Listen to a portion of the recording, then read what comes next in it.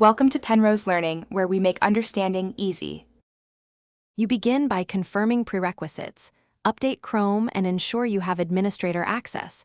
This avoids permission blocks. Once done, identify the specific site or extension requiring DRM. Now open Chrome settings, navigate to Privacy and Security, then Site Settings.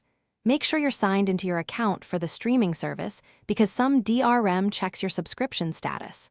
Finally, keep this tab open and proceed to enable protected content and Widevine components, so playback can be authorized. Next, enable the DRM components inside Chrome. Go to Site Settings and allow sites to play protected content. This grants permission for encrypted streams. Then visit Chrome//components to find Widevine Content Decryption module and click Check for Update to fetch the latest decryption binaries. Make sure to restart Chrome so the updated module loads into memory. Without a restart, the browser may continue using an outdated component. If you use extensions, temporarily disable them that might interfere with media playback before testing content. Finally, test by loading the DRM-protected content and watch for successful decryption and playback.